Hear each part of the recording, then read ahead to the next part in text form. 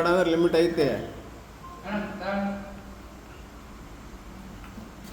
ಯಾಕೆ ನಿನ್ನ ಕಾರ್ಡ್ಯಾಗ ನಮ್ಗಿಂತ ಜಾಸ್ತಿ ಲಿಮಿಟ್ ಇಲ್ಲ?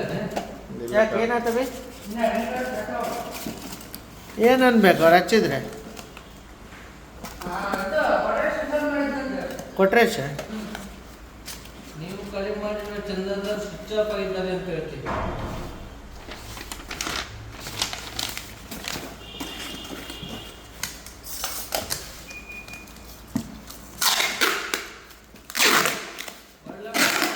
ಯಾರು 30,000 ಕೊಡೋ ನನಗೆ.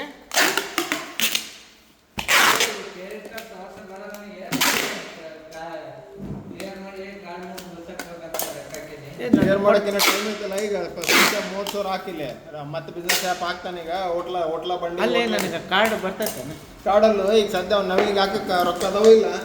ಇಲ್ಲ ಪಾಪ ಹಾಕ್ಬೇಕು. ಹಾಕ್ಬೇಕಂದ್ರೆ ಮತ್ತೆ ಶಿವಂದ್ರ ಗುಜ್ಜೆ ಹಾಕಿ ಮತ್ತೆ ಅದು ನನ್ನ ಕಾರ್ಡಿಂದ ಅವಶ್ಯಗಳೇನ ಏನ ಒಂದು ತಿಂಗಳು ನಾನು ಅವಶ್ಯಗಳೇನ ಸರ್ವಿಸ್ ಟ್ಯಾಕ್ಸ್ ಇದ್ರ ಟ್ಯಾಕ್ಸ್ ಎಷ್ಟು ನಾನು ಕಟ್ಟ? ಅವಶ್ಯಗಳೇನ ಭಾರಿ ತಂದಿದ್ದೀನಿ. ಎದ್ರ ಕಟ್ ಆಗುತ್ತಾ?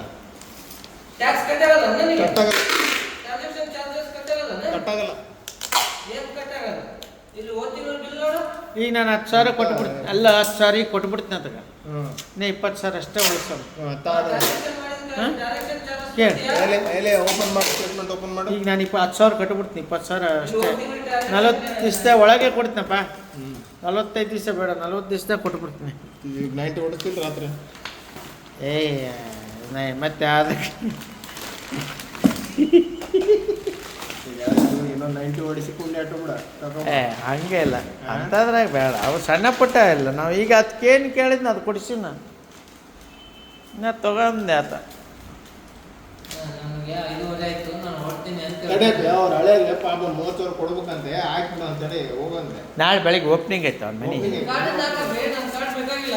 ನನ್ನ ಕಾರ್ಡ್ ನಾನು ಆದಷ್ಟು ನಾನು ಸಾಲ ತೀರ್ಸ್ಕೊಳ್ಳೋಕೆ ನಾನು ಮಾಡಕತ್ತೀನಿ. ಮತ್ತೆ ಅದ್ರ ದಬ್ಬಾಕ್ ಮಾಡಕತ್ತೀರಲ್ಲ ನೀವು.